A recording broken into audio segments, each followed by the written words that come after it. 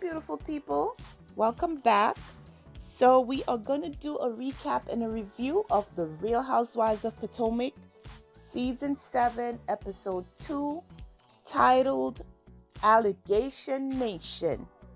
So as you remember, last time we left off where we're at Karen's spring fling party.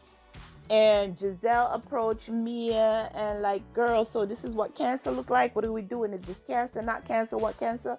And Mia told her to F off. So that is where we're picking up. So we're still at the party, like I said. Mia is telling the girls off. Everybody is telling her that, no, actually Gizelle is telling her that it seems like a cry for help. We hear her friend Jacqueline from a little ways across the room ask her, Mia, you okay? So Mia brings her into the conversation. As we know, Jacqueline is now a new cast member, so or a friend of the show. I'm not quite sure. We'll see as the season goes on.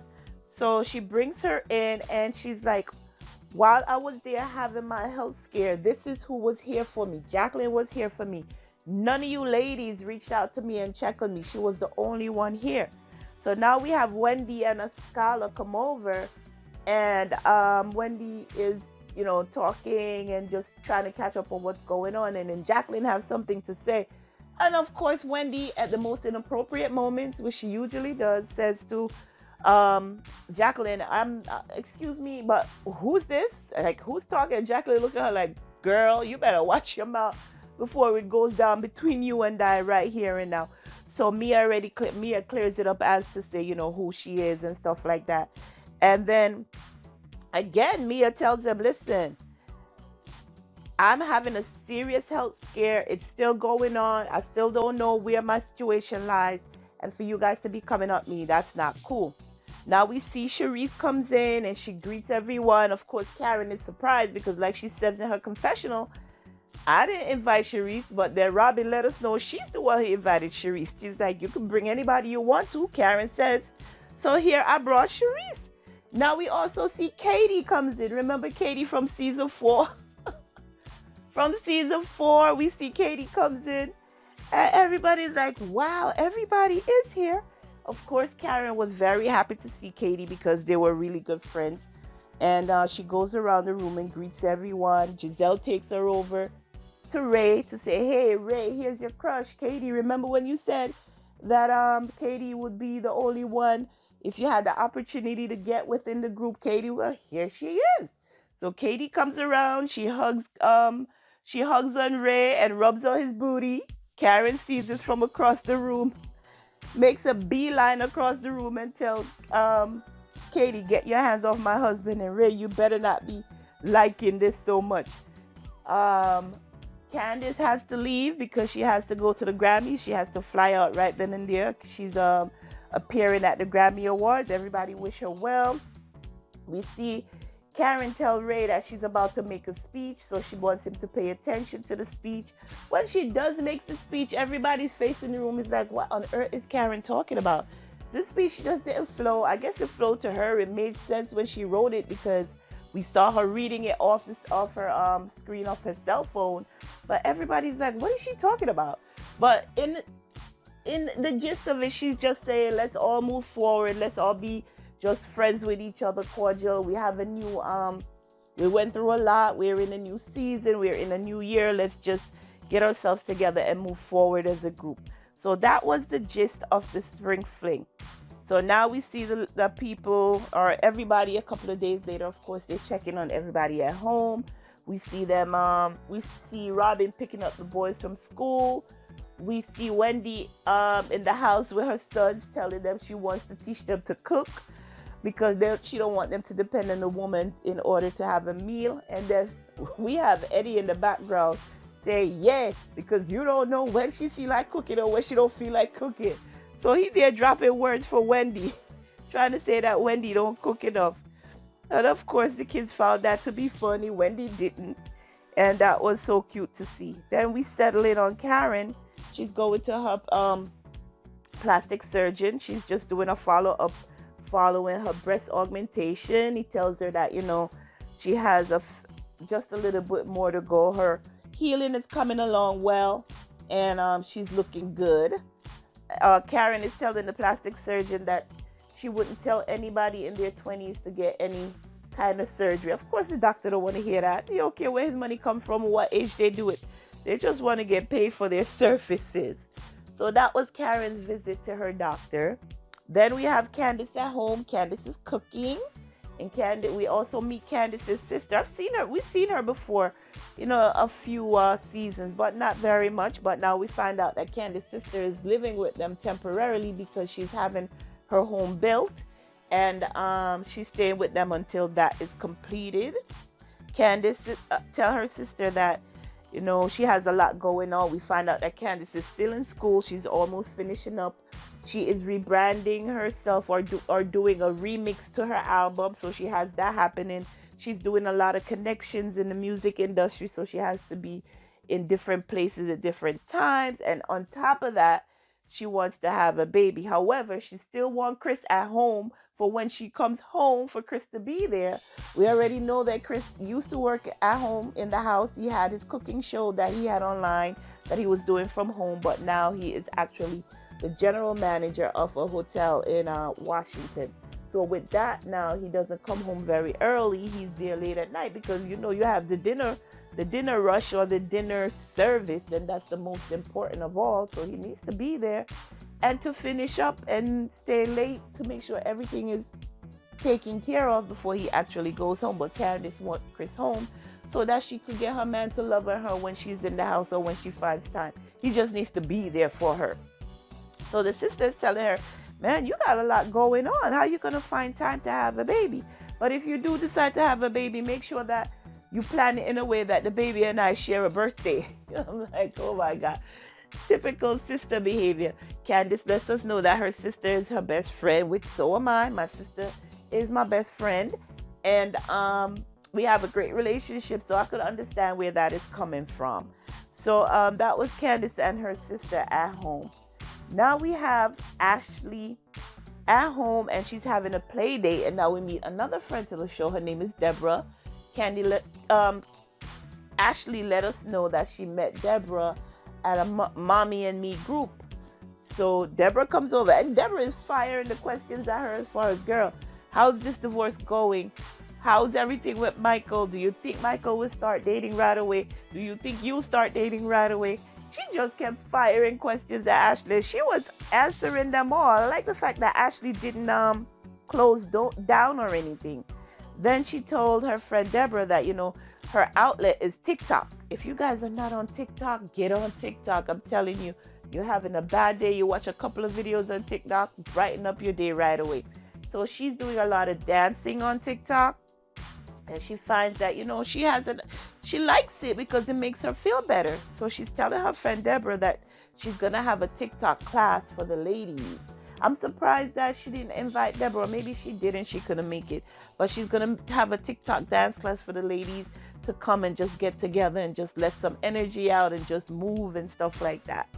So that was the gist of it. Her and Deborah and Dylan and Deborah's son had a little play date. The way that Dylan looked at the little boy remind me of how Ashley's first son looked at Karen when she came over last season and just started bawling. I remember that. Karen was like, oh, he don't like me. So that was cute to see. That was a little flashback, so that was nice to meet Deborah and hope we get to see her in future episodes. So now we have Gizelle and Robyn. They're at lunch. They met up at a cafe to have lunch. And of course, Robyn, I like the fact that Robyn is stepping out of the shell of Gizelle because it seemed like there's nobody off limits for Gizelle. Gizelle just tell everybody's business. And now she's telling Robyn's business. So Robyn was like, girl, I have a bone to pick with you. She's like, what did I do? She's like, I would think you would know. So Gizelle we go back to the flashback where we're at the spring party, and we have where Gizelle is telling Ashley, nobody don't buy a house with somebody that divorced it. Juan's name is not on that house with Robyn. And you see Ashley's expression, and you see what Karen says. No one buys a house with a husband they divorcing. Robyn wouldn't buy a house with Ron. Robyn's the only name on that house. What? Hey, don't you think Robyn should be telling us this? And then then Gizelle says to Robyn, girl, I thought they would know. And Robyn was like, how would they know that? How would they know? How would they know? And she was like, well, I thought they knew. She's like, you don't be telling my business like that. You don't want me going out there telling your business. Of course, Gizelle was like, no, girl, I don't want you doing that. So then Gizelle didn't even apologize. She's like, it's when it came out of my mouth, I realized that maybe I shouldn't have said anything. She didn't even say I'm sorry to Robyn. I need Robyn, and I see it happening, to step out of the shadow of Gizelle. Yes, everybody see them together as a group, or the duo as they call them. But I see Robyn is starting to step out of Gizelle's shadow, and I think it's a great thing. And side note, I've been saying this from season 1 that Robyn needs to come out with some nail polish. You know, everybody's pushing something. Robyn have her hat, her sweatshirts or whatever. But I need her to come out with some nail polish, because she's been wearing some beautiful nail polish. And shoes. Robyn's shoes are fire. If you guys don't ever look, I think she is the best dressed on this franchise, in my opinion. Robyn is the best dressed. Her shoes are beautiful, and she always has a beautiful nail polish color. That's my side note. Let's get back into it. So then, Robyn goes in to tell us why Juan's name is not on the deed. She said because his name or his credit is still in a mess from the foreclosure of the last house, that the interest rate would have been a lot higher had they gone in together. So to make sure that the interest rate is low, they just put Robyn's name on the house, which is true. That's what they do. If you know if your credit is bad, you're going to be paying a lot more. You're going to have to pay down on points, or your interest rate is going to skyrocket. And who can afford a mortgage that large when you don't have to? So therefore, leave his name off of it temporarily, and when it gets better, you put his name on it. So I definitely know that's true. Robyn is not telling a lie. So the fact that Gizelle went out there and put her business, hers and Juan's business out there, that wasn't cool. For her to be your friend and telling her business like that, not cool at all. So then Gizelle is telling Robyn that Chris slid in her DMs. And Robyn, I commend you for taking up for Chris. I honestly do. She's trying to get Gizelle, do not push that narrative out there. She's telling her in a roundabout way, don't do this to this man. She tells him that, you know, we've all been to, he's invited us over. We've all been to his house. He's cooked for us. That man genuinely loves his wife. So for you to tell me this, that, you know, that he approached you and stuff like that, I think it was honestly genuine, and it wasn't anything to read into.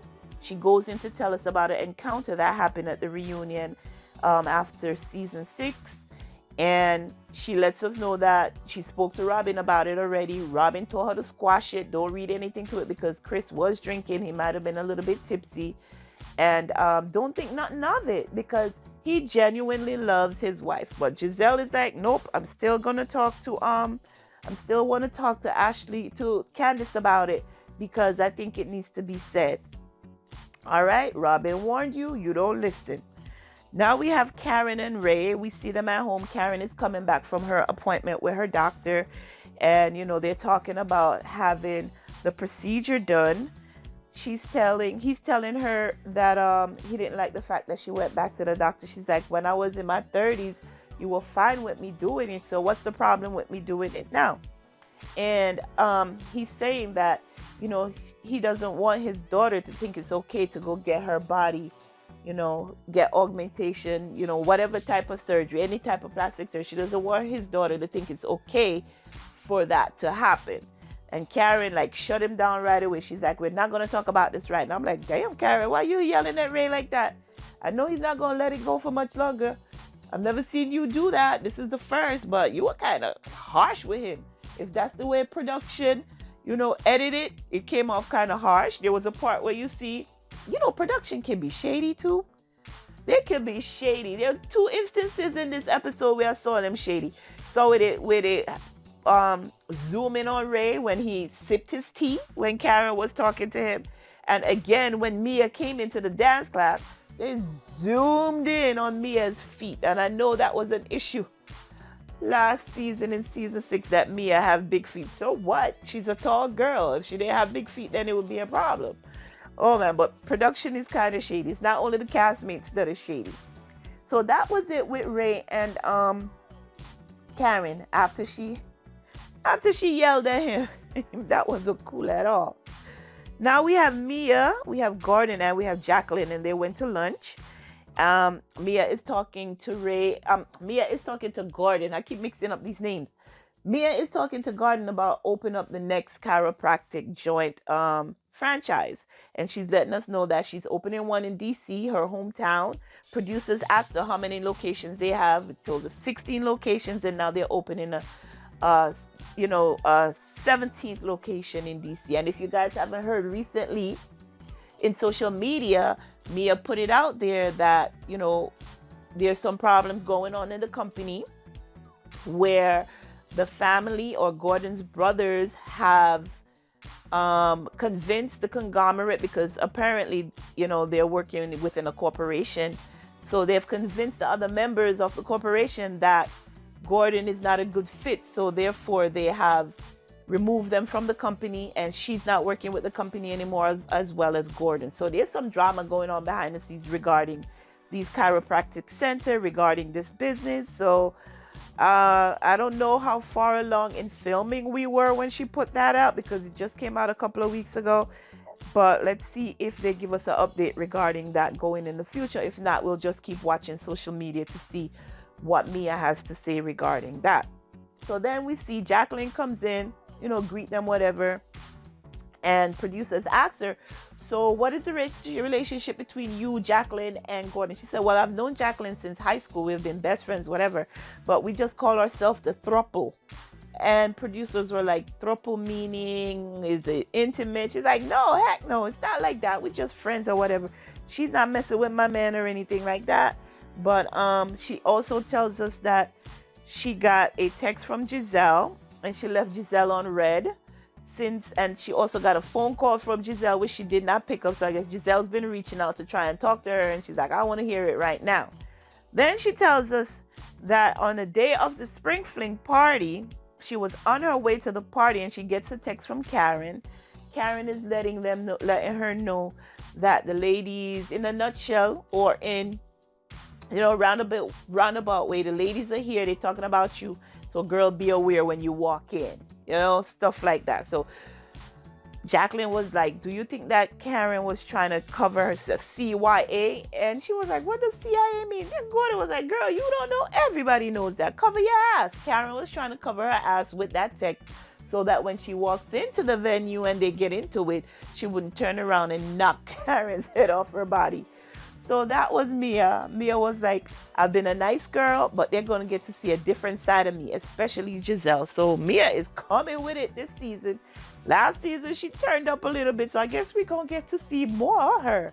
It's going to be interesting to see Mia unfold this season. I'm looking forward to it. So that was the lunch between Mia, Gordon, and Jacqueline. Now we have Ashley and Candiace meeting. I never thought I would see the day where we have Candiace and Ashley being friends. Those two going back and forth on Twitter in the past 2 seasons have been hilarious. Not really hilarious, but kind of uncomfortable to watch. I never thought they would come together. And they're both wordsmiths, so they go back. They're good at it. They're really good at going back and forth. They could read each other without getting super nasty. But it was getting to the point, so for them to turn a corner, kudos to them. So they're having drinks and they're doing a miniature golf. The reason why Ashley has invited Candiace out is because Chris slid in her DM, she said, one morning at 2 o'clock in the morning when her and her friends were out, and his DM was like, you should have came to the W. So Candiace found that to be interesting, but Robyn already told her that, girl, don't read anything into it, because it's not it. He is the general manager for the place, and he just wanted to have your business. She's like, don't think Robyn is now the peacemaker in this group. Oh my gosh. Now I'm thinking of it. She is in the middle of stuff now, being the peacemaker. She's telling Ashley, do not read anything to it. He's the general manager for the hotel. He just wants to you to come by. So of course, Ashley invites Candiace out, and she tells her this is what happened. So Candiace said, I'm going to give her one token. I'm going to give her one token to pass this time. because maybe she really don't know. So again, she tells her, she's like, do not read anything to it. This is Candiace telling Ashley, don't read anything into it. Um, he looks at you guys as his, no, this is when she has the conversation with Gizelle.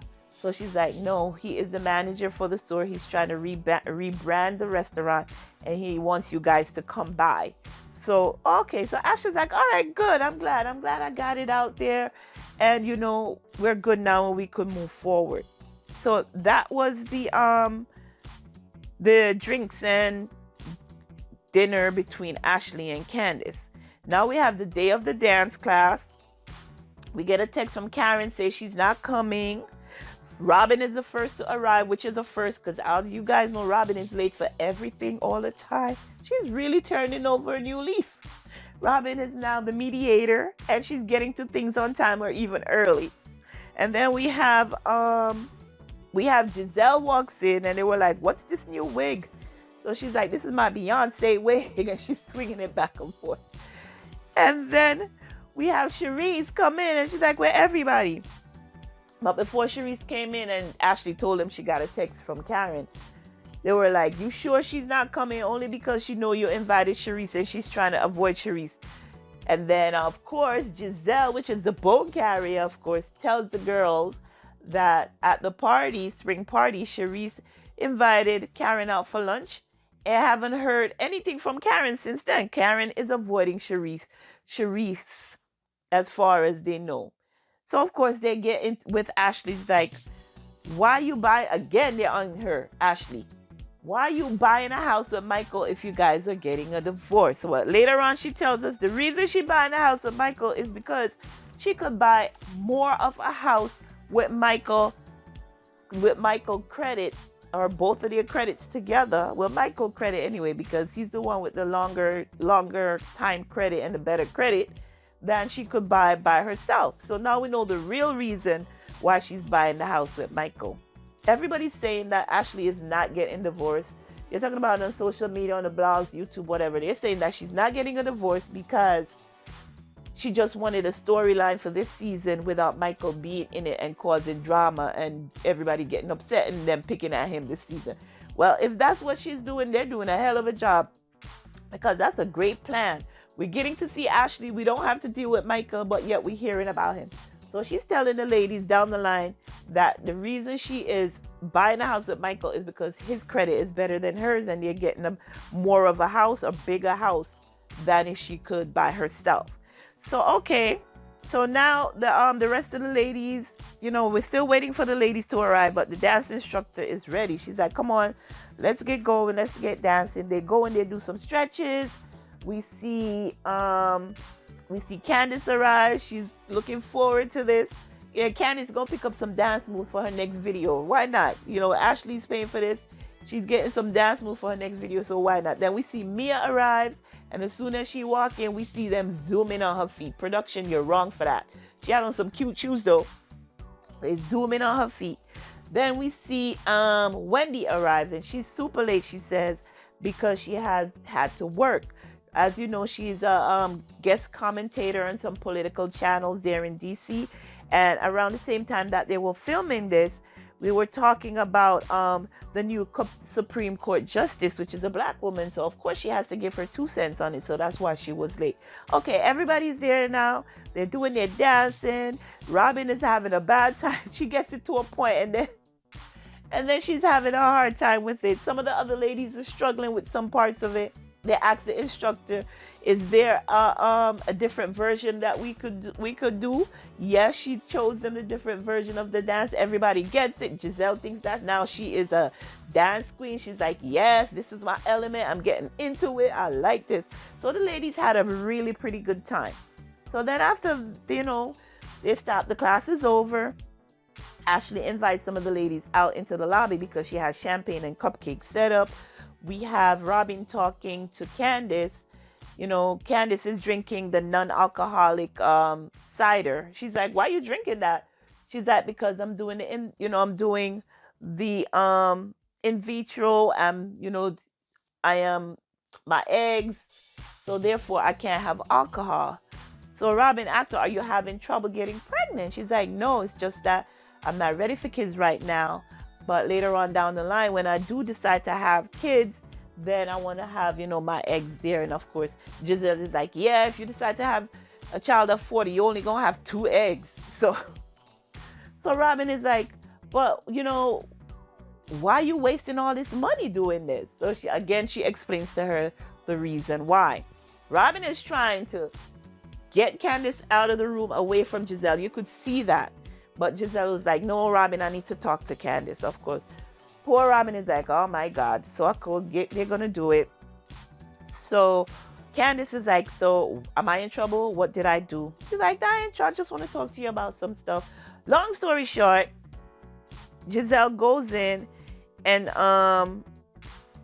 tells her that, Chris slid in her DM, and Candiace is like, my husband? What the fuck? Yeah, of course, now you see Candiace, the wheels are turning like, okay, there's some stuff happening here. So she let Gizelle talk for a while. She let Gizelle know, my husband looked to you guys as friends, as sisters, and you're trying to make him seem like he's a bad guy. So Candiace was like, you know what? Enough of this. Where's the producer? She gets up talking from Gizelle.